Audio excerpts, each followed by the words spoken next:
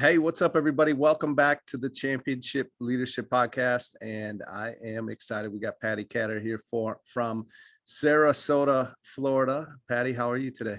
I am good, Nate. How are you doing? I'm really good. And yeah, we're kind of doing this back to back. I had the opportunity to be on Patti's show just yesterday as we're recording this. So excited for you to be here and to talk to our audience and let them know all the good things that you're up to. But before we get too far into that, I do like to start off my podcast this way. Championship Leadership's the name of the podcast. So what comes to mind for you, or what does championship leadership mean to you when you hear that? Actually, I've done a lot of things with military veterans, and the biggest thing that comes to mind is when I see a good leader in the military. I was not in the military, but I spent a lot of time with military officials. The best leader to me is those who show by example. So that's what comes to mind when I see a champion that's a leader. Perfect. Yeah, absolutely. And I agree. That's a huge part of my definition, I believe, too, of championship leadership. So, well, you teased it a little bit that you've done a lot of work with military and veterans, and I know your personal story is tied to that as well. So maybe you could share your story with the audience that's not familiar with you and what you're up to and what it is that you do today. Sure. So I started podcasting a long time ago before it was even called podcasting. And I did that when my husband, Ken, he was in the military, he was in the Army, and he was deployed to Iraq, is when I started. But to give you a little bit of a backstory, I met my husband when he was first getting out of the Marine Corps. So that was in the late 1990s. We're going to throw it way back. Yeah, right. And I didn't really realize the tremendous responsibility it was for him to be in the military. I was not even old enough to purchase my own alcohol when I met him. I was 20 years old. And I just remember him saying, I was in recon and all I know is I was like, oh, he has muscles and he's really nice and he's cute. So I didn't really realize the impact that military would have on my life and on our lives as a family. He was older than me and a lot more responsible. Anyways, we ended up together. We had 3 kids. He was a policeman, and after his time in the Marine Corps, he was also on the sheriff's dive team. I ended up becoming a police reservist for this city of Saginaw, which is the most violent city per capita in the nation. And I loved it because it was just a volunteer position and I was able to help people in the community. Fast forward a little bit, 9/11 happened, and my husband really had a calling inside of him to join the military again. And so he ended up joining the Army. I tease him. He was a little too old to go into the Marine Corps. If he wanted to go active duty, they would take him as a reserve, but he wanted to go active. Yeah. So he joined the Army. He was very proud of that. His uncle served in the 82nd Airborne, and that's where he ended up, was the 82nd Airborne. He went and he trained. He did some cleanup with Hurricane Katrina. It was our 3 kids and myself. We moved on post for the first year to Fort Bragg. And then after the first year, we moved off post. We bought a home. But everything was going good. It was different than civilian life for sure. We had a home on 30 acres. It was a ginormous home in Michigan. And then we moved on to this little post, Yeah, right. different. But basically I started podcasting to reach military spouses while my husband was deployed, because we had a tight knit group of spouses during that deployment. And a couple of them started moving. And so I found this online radio platform and found out how easy it was to communicate with the other spouses via that online radio platform. Mhm. So my husband, when he was in Iraq, he was there for 15 months total. It was just over a year, and actually more than a year into his deployment. He ended up getting wounded in May of 2007. And we did not realize the amount of injury that he had until he came home. Mhm. So his unit had lost many guys. Unfortunately, several of them were killed, several of them were wounded. Since he had all his fingers and toes, we say, he stayed in Iraq the remainder of the time. But the first night home, I knew there was something very wrong with him. Mhm. He had short-term memory problems, big time. He didn't remember eating dinner with us. He had a seizure his first night home. So it's like, Wow. what is going on? So basically, um, made him go to the doctor. I don't know how else to say it. And from there, they rushed him to emergency surgery on his neck and started treating him with a moderate to severe head injury. Um, so I began not only helping my husband, but a lot of single soldiers who were on post too, and became a military advocate. I know that's a lot I just gave you, but Yeah, that's kind of the beginning. yeah, absolutely. So how long was your husband still in Iraq before coming home after the injury? So he was injured in May and they came home in October. Really? He And was there for that yeah, long without treating any of the head injury stuff that he had going on, clearly? I mean, obviously, it didn't just happen when he came home. All of a sudden, he had these signs or symptoms, right? I mean, it had to right. be happening while he was there. Yeah. Right, absolutely. A couple of the guys afterwards, after the deployment was over, came to me and we were like, "Oh man, we're sorry. I thought Ken was just sleeping weird." Because there was a guy in their unit who was very traumatized and he would suck his thumb. And I mean, this deployment was horrid. Um, I mean, there's headlines all over Mhm. about that unit and the things that they went through. So a lot of the things that he was going through, most of the guys he was with also had these problems. So Sure. they came home and they all were diagnosed with head injuries as well. And I mean, things were so fast paced. I remember them having to drink a lot of caffeine to keep them going, little sleep. Um, so yeah, it was traumatic. After the soldiers came home, unfortunately, we had some suicides in the unit, people who didn't have a spouse to say, hey, you need to go get some help, or some of them did have a spouse, but still, Yeah. just the demons of war are really difficult.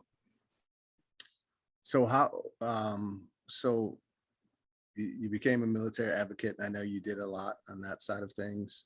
And now you have another podcast, right? What's the name of your podcast today? Mhm. Yeah, so today it's called Wake Up with Patti Katter. And my friend Adam Bird, he's the CEO of Heroes Media Group. He helped me name the podcast. He's like, hey, why don't you just do this? It has a couple meanings. Either you can listen to it literally when you wake up for encouragement, or hopefully it will also help wake people up to different things that are going on and encourage them and motivate them to do some good in the world. Yeah, yeah, definitely.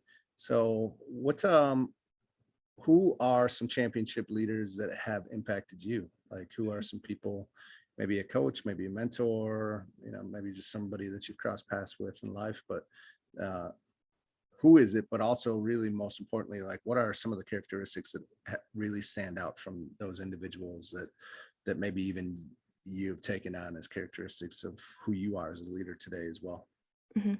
Definitely my grandma on my dad's side. So that would be my dad's mom. She was Hmm. amazing. She was around during the Great Depression. She was a Rosie the Riveter building bombs during World War II. Awesome. She had very little when she was growing up. She ended up having to go live with her aunt and uncle later on. And she worked very hard for everything that she had. And not only did she work really hard for everything she had, but she gave a lot of things to people.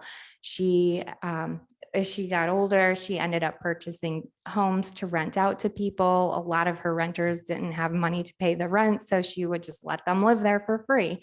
And she really taught me that you definitely can't judge a book by the cover. She did very well for herself. Her and my it would be I guess it would be my grandpa. My biological grandfather passed away when my dad was little, but the man that she ended up marrying, together, they really helped a lot of people, and they were just very humble. Hmm. Their home was, old fashioned farmhouse, and she gardened and did a lot of canning. So she was a really big influencer on my life, just showing me that there are other people who always have it worse off than you.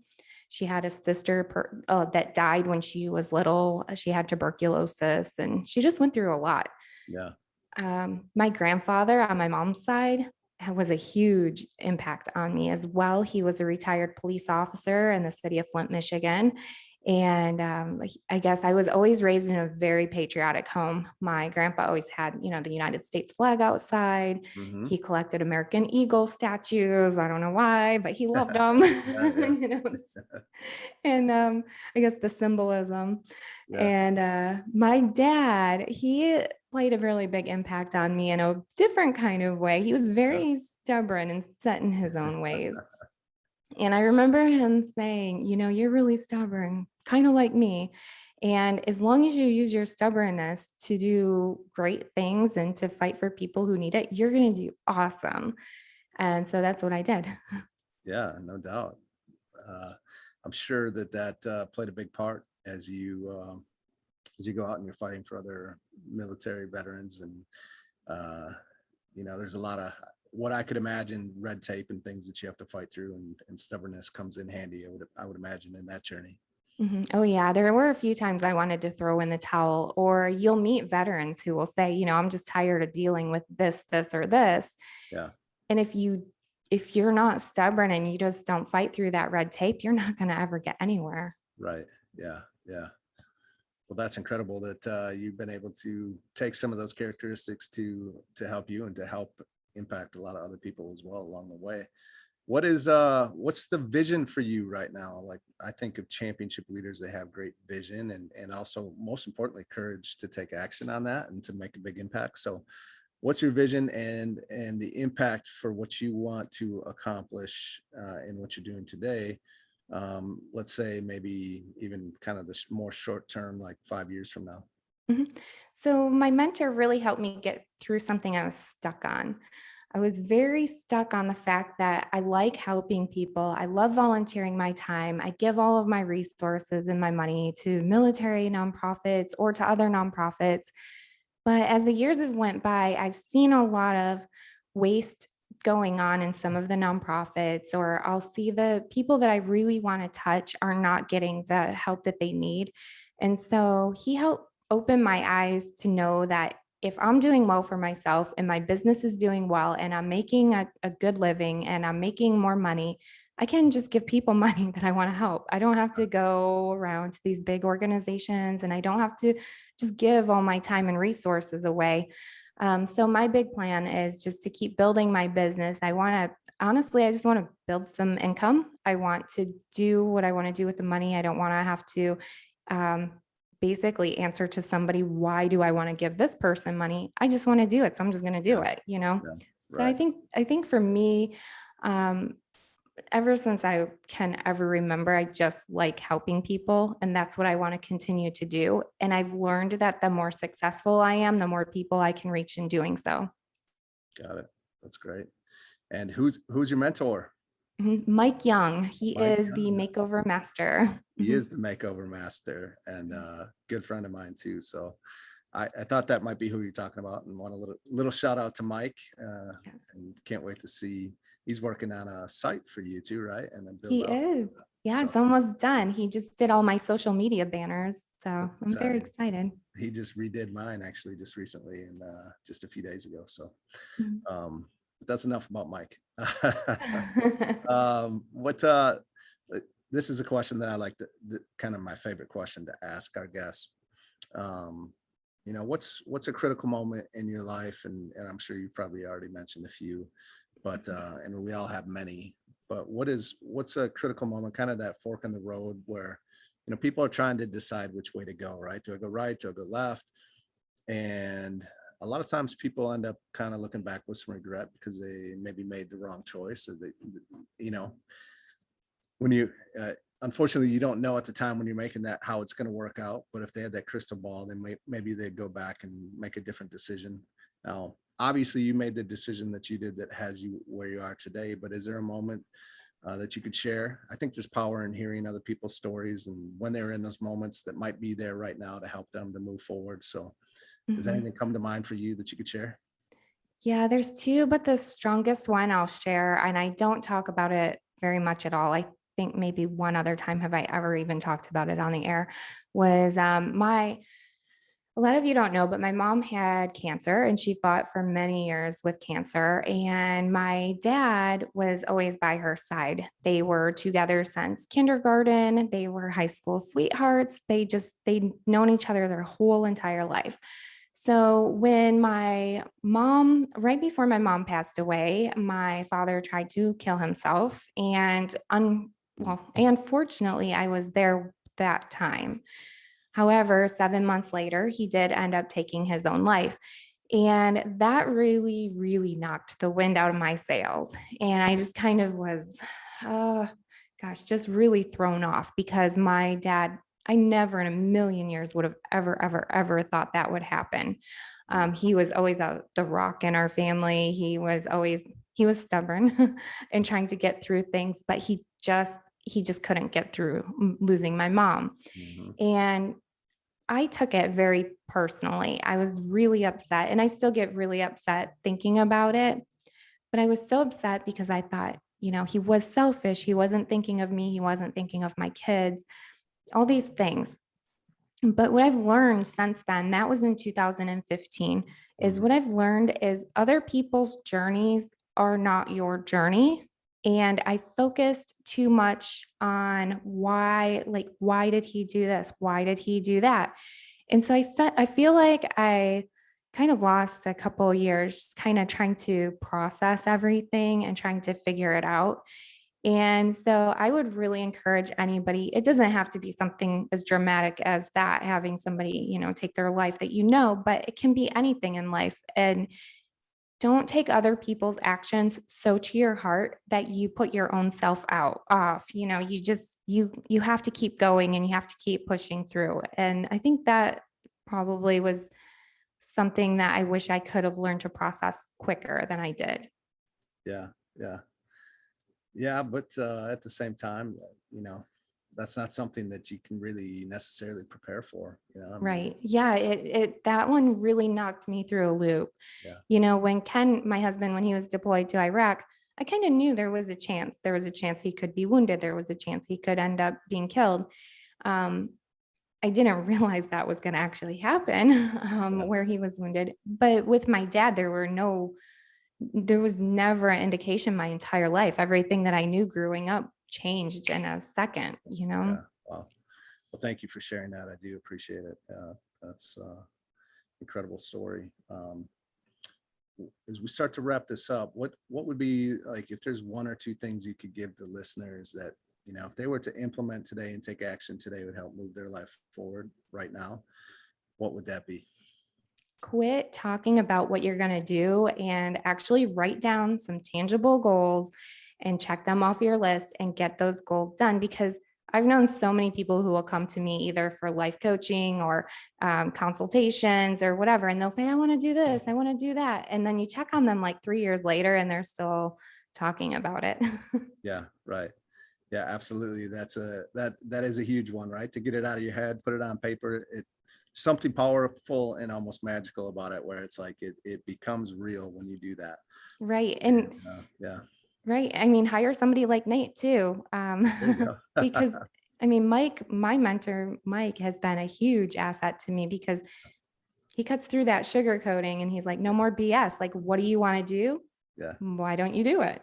yeah, absolutely. Yeah, I agree. So, what are some ways we can listen in to you and your show and find out more about what you're up to and follow you on social media and all that great stuff? Thank you. My website is Patti Katter,